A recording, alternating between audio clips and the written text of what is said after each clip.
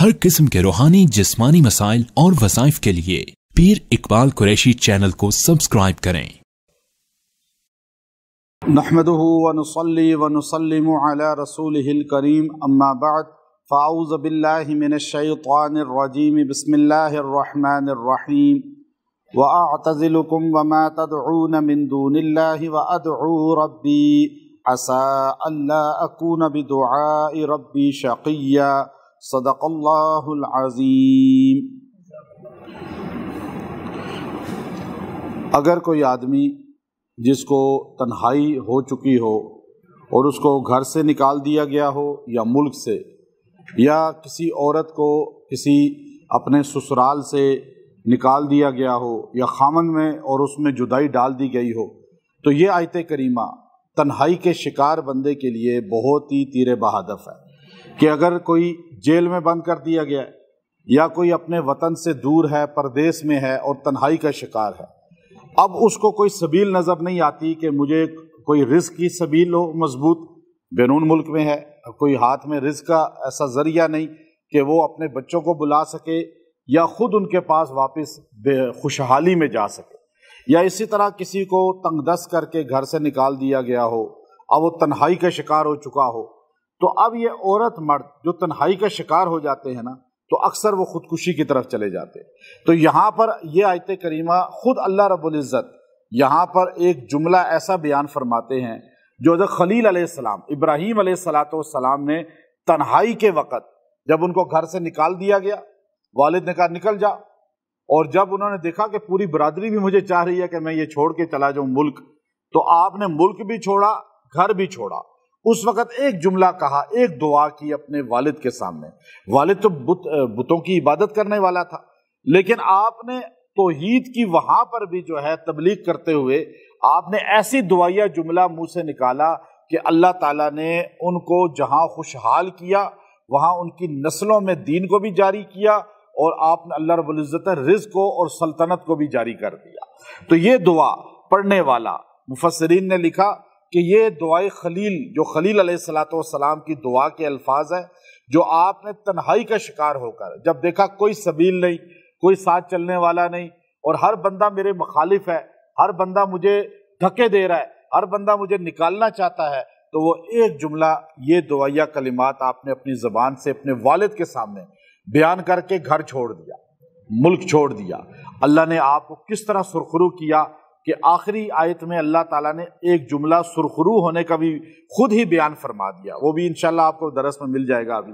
अब आप देखिए कि इब्राहीम अलैहिस्सलाम ने कलमा हक नहीं छोड़ा, हमारे जो मुसलमान तबका है वो भी, और जब आप दीनदार मुसलमानों में दो किस्म के लोग हैं, एक दीन से बेजार हैं, वो भी छोटा एक तबका बड़ा है मुसलमानों में, एक जो खाली दीन से मोहब्बत करता है, बस मोहब्बत के दर्जे तक है उसे दीन से प्यार, आगे अमलन कोई नहीं है, और तीसरा वो है जो दीन पर थोड़ा चलता है और चलने की कोशिश करता है। अब ये तीन किस्म के मुसलमानों में तबकात पाए जाते हैं, लेकिन ये तीनों बदकिस्मती से ऐसे हैं कि जो गलत जगह पे शिर्क, कुफर और जहाँ फिस्को फजूर होता है, उन महाफिल के अंदर भी कलमा हक बयान नहीं करते। गलत किसी को देखते हैं, वो गलत है, ठीक है जी, बस उसी में खामोश होकर बैठ जाते हैं। ये इब्राहीम अलैहिस्सलाम का तरीका नहीं है। अगर आप चाहते हैं कि आपकी नस्लों में अल्लाह ताला दीन को जारी और सारी फरमाए, आपकी नस्लों में बेदीनी ना आए, तो आप इब्राहीम अलैहिस्सलाम के अंदाज को अपनाएं। इब्राहीम अलैहिस्सलाम ने देखा वालिद भी शिर्क कर रहा है, वालदा भी शिर्क कर रही है, चचा ताया सारे शिर्क कर रहे हैं।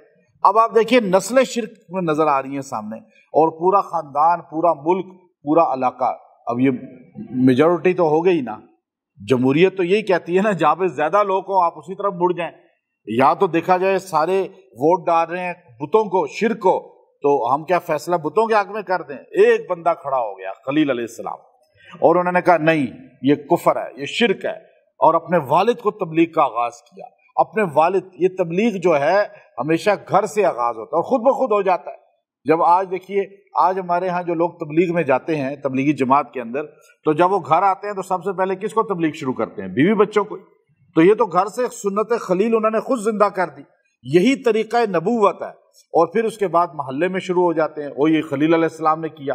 تو اب آپ دیکھیے خلیل علیہ السلام نے پہلے اپنے والد کو کہا ابا جی، یا ابا بڑے ادب سے، والد نے ڈانٹ کے کہا جا نکل جا، اب آج کے بعد مجھے یہاں نظر نہ آئے، تو میرے بتوں کو نہیں مانتا، میرے معبود۔ یاد رکھیے گا جو باطل ہوتا ہے نا، اگر وہ بھی اپنے عقیدے پہ سخت ہوتا ہے، حق والے تھوڑے نرم ہو جاتے ہیں، باطل کا تو دل ہی سخت ہو جاتا ہے، شرک کرنے والے کا ہمیشہ دل سخت ہوتا ہے۔ اور آپ اس کو آزما لیں اپنے ان علاقوں میں بھی۔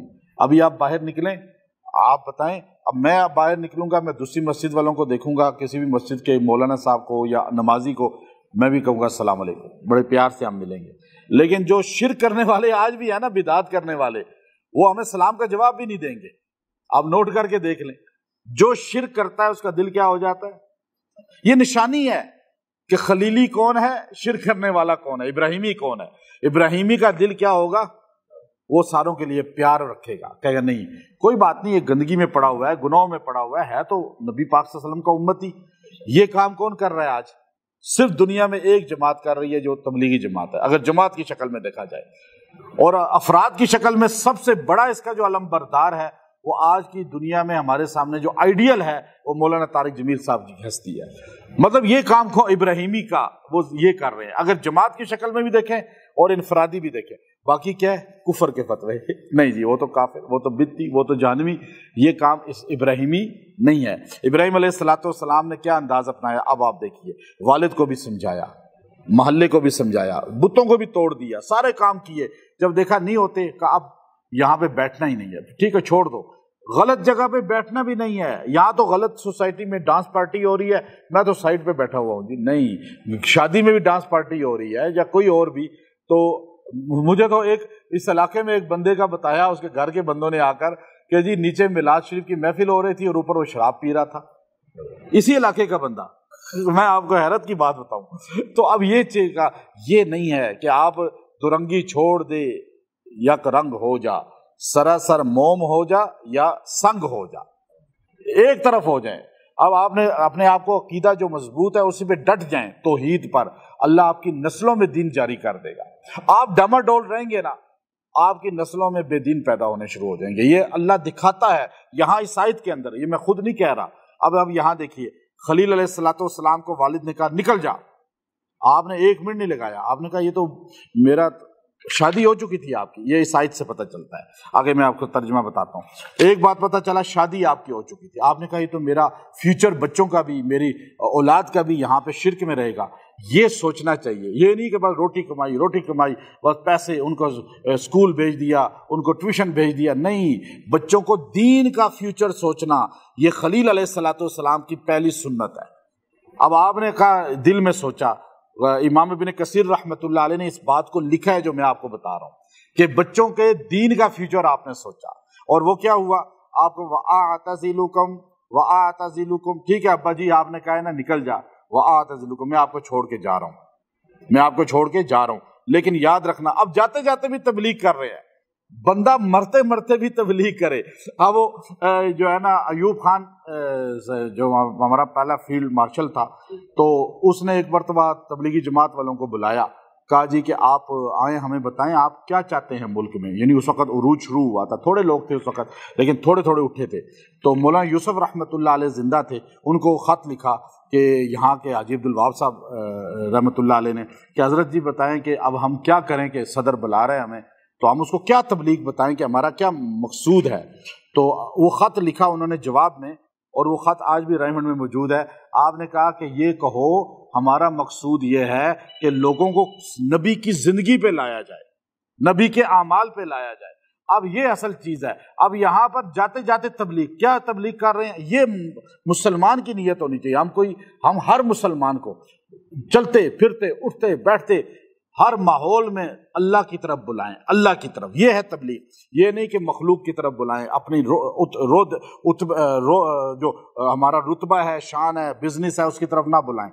یہاں پہ کیا کہا، وَآتَزِلُكُمْ، میں چھوڑ کے آپ کو جا رہا ہوں، لیکن وَمَا تَدْعُونَ مِن دُونِ اللَّهِ، اور ان کو بھی چھوڑ کے جا رہا ہوں جن کو آپ پکارتے ہیں اللہ کو چھوڑ کے، ان کو بھی چھوڑ کے جا رہا ہوں۔ ساتھ تبلیغ بھی کر دی کہ بتوں سے کچھ نہیں ہوتا، یہ مردہ سے کچھ نہیں ہوتا، یہ قبر والوں سے کچھ نہیں ہوتا، زندہ بھی کچھ نہیں کر سکتے، مردہ بھی کچھ نہیں کر سکتے، میں آپ کو بھی چھوڑ رہا ہوں اور آپ کے حاجت رواؤں کو بھی چھوڑ رہا ہوں۔ یہ جملہ کہہ کے، اور ساتھ ایک جملہ تبلیغ کا دوسرا کہا، وَأَدْعُو رَبِّي، اور میں تو اللہ کے علاوہ کسی کو پکارتا ہی نہیں ہوں، میں اللہ کے علاوہ، جو ابراہیمی ہوگا وہ اللہ کے علاوہ کسی کو نہیں پکارے گا۔ سورہ جن کے اندر پہلے رکوع کے لاسٹ میں اللہ تعالیٰ نے اسی بات کو، ابراہیم علیہ السلام کی بات کو مزید کھولا، اور ہر محراب میں یہ آیت لکھی ہوتی ہے وَأَنَّ الْمَسَاجِدَ لِلَّهِ فَلَا تَدْعُوا مَعَ اللَّهِ أَحَدًا، مسجدیں اللہ کے لیے ہیں اور یہاں اللہ کے علاوہ کسی کو نہ پکارو، اللہ کے علاوہ کسی کو نہ پکارو۔ اچھا یہ جملہ کیا ہے کہ تو انہوں نے آگے سے یہ کہا ہوگا، یہ میں اپنی طرف سے بتا رہا ہوں کہ شکیہ جملہ، تو انہوں نے کہا کہ جا تیری سنے گا کون، تیری سنے گا کون؟ لوگ یہی کہتے ہیں نا بندہ کہ میں اللہ سے مانگوں گا، بھائی اللہ سنتا ہی نہیں ہے ان کے بغیر، اللہ تو ان کے بغیر نہیں سنتا۔ ہم ان کو اس لیے جا کے سجدے کرتے ہیں قبروں پہ، درختوں پہ، ہم بتوں کے آگے کہ اللہ کے یہ وزیر ہیں، مشیر ہیں۔ تو اس وقت خلیل علیہ السلام نے جو اگلا جملہ بولا وہ قرآن میں طاقتور ترین دعا ہے جو اللہ تعالیٰ پڑھنے والے کو رائگاں نہیں جانے دیتے۔ وہ کیا ہے؟ آپ نے کہا عسا اللہ اکون، عسا عربی میں عسا کا معنی ہوتا ہے امید ہے، لیکن جب یہاں عسا آیا تو امام ابن کثیر نے لکھا اس کا معنی ہے یقیناً، شک ہی نہیں ہے۔ عسا اللہ اکون بدعاء ربی، اس میں کوئی شک نہیں ہے، میں نے جب بھی دعا کی ہے اپنے رب سے شقیہ، اللہ نے مجھے محروم نہیں کیا، اللہ نے مجھے محروم نہیں کیا۔ یہ اتنا طاقتور جملہ ہے، اگر مسلمانوں کو اس جملے کی طاقت کا پتہ چل جائے کسی کی دعا رد نہ ہو۔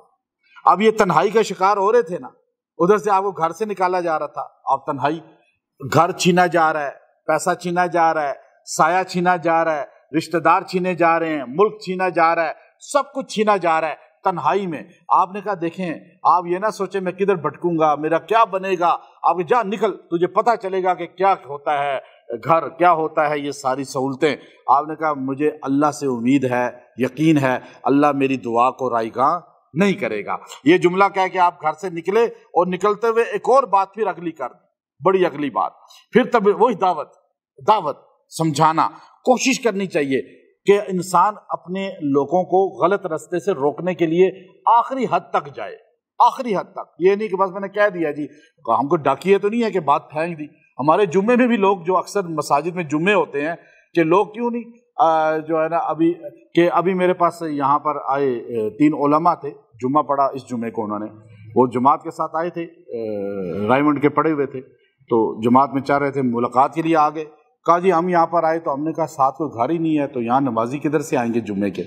کہتے ہیں جب ایک دم جمعہ شروع ہوا تو رش پڑ گئی، اور ایک دم لوگ، اور آخر تک بیٹھے ہوئے، کوئی جلدی نہیں ہے، کوئی گھڑی نہیں دیکھ رہا۔ تو میں نے کہا لوگوں کو اگر آپ صحیح تبلیغ کریں قرآن و سنت کی تو لوگ بیٹھتے ہیں، اور اگر آپ ان کو ٹالنے کے لیے باتیں کریں، جمعہ بھی آج کیسے ہوتا ہے، پھینکنے والی بات ہوتی ہے، خطبہ حضرات جمعہ پھینک کے جاتے ہیں، سمجھا کے نہیں جاتے، ورنہ آپ سمجھانے والے ہوں تو لوگ آپ کے لیے پہلے جا کے بیٹھ جائیں، اور لوگ آپ کے اٹھنے تک اٹھیں ہی نہ۔ یہ الحمدللہ یہاں ہوتا ہے نہیں ہوتا آپ کے سامنے یہ سارا کچھ، کیونکہ ہم بات پھینکتے نہیں ہیں، ہم بات پہنچاتے ہیں، ہم پہنچانے والے ہیں نبی پاک صلی اللہ علیہ وسلم کی بات کو۔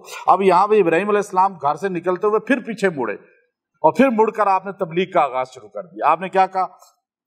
فَلَمَّا اعْتَزَلَهُمْ وَمَا يَعْبُدُونَ مِن دُونِ اللَّهِ، اللہ تعالیٰ آپ کہہ رہے ہیں کہ دیکھو انہوں نے کہا تھا نا کہ میں چھوڑ کے جا رہا ہوں، ٹھیک ہے، اب جب یہ انہوں نے اللہ کے غیروں کو، اچھا پہلے تو ابراہیم علیہ السلام نے خود کہا نا کہ میں چھوڑ رہا ہوں، وہ ادا اللہ کو اتنی پسند آئی توحید کی کہ اللہ خود پھر کہنے شروع ہو گیا۔